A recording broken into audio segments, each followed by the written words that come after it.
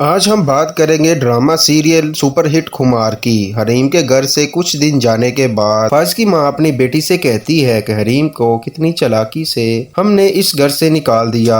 ये सारी बातें फाइज की भाभी सुन लेगी और वो सारी हकीकत फाइज के बड़े भाई को बताती है। फाइज का भाई हैरान रह जाता है कि इनकी वालदा इस हद तक भी जा सकती हैं। लेकिन फाइज की भाभी बहुत खुश होती है और वो सोचती है कि अब तो सब कुछ इनको ही मिल जाएगा। फाइज की भाभी ये बात अपनी वालदा को बताती हैं। उसकी वालदा कहती है कि अगर फाइज ने हरीम को तलाक दे दी तो फाइज की माँ उसकी शादी किसी बड़े घराने में करवाएगी। इस तरह फाइज की दूसरी बीवी तुम्हारे मुकाबले में आ जाएगी तो तुम्हें सारी जायदाद नहीं मिलेगी। अगर हरीम वापस इस घर में आ जाए तो तुम्हारा ही फायदा है। तुम्हारा पहला फायदा फाइज की माँ है कि जब असलियत खुलेगी तो फाइज घर छोड़कर चला जाएगा और फाइज की वालदा का गुरूर भी मिट्टी में मिल जाएगा। और दूसरी तरफ नासिर ठीक होने के बाद फाइज की माँ को कॉल करेगा और कहेगा कि आपने जो कहा मैंने किया, लेकिन आपने जो अपने गुंडों से मुझे पिटवाया ये मैं कभी नहीं भूलूंगा। मैं किसी से डरता नहीं, डरना आपको चाहिए जिनके राज मेरे पास महफूज हैं। ये सुनकर फाइज की वालदा बहुत परेशान होती हैं। फाइज की वालदा चाहती हैं कि इससे पहले नासिर अपनी जुबान खोले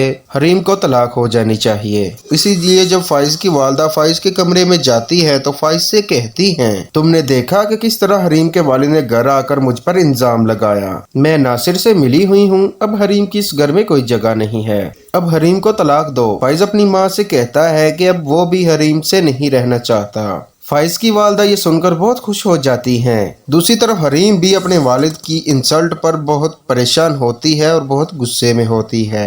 एक दिन हरीम किसी काम से बाहर जाती है तो फाइज उसे देख लेता है। फाइज उसे बात करने की कोशिश करता है जिस पर हरीम कहती है कि वो उससे बात नहीं करना चाहती। फाइज हरीम से कहता है कि मैंने तुम्हें कॉल भी की लेकिन तुमने कॉल मेरी पिक नहीं की। हरीम कहती है कि उसका मोबाइल उस रात तुम्हारे पास रह गया था। फाइज इसके बाद कहता है कि उसी रात के बाद तुम आई थी मेरे घर, अपने कपड़े और जेवरात दीगर सामान ले गई, तुम झूठ बोल रही हो। हरीम कहती है कि ये भी तुम्हारी माँ ने ही तुम्हें बताया होगा।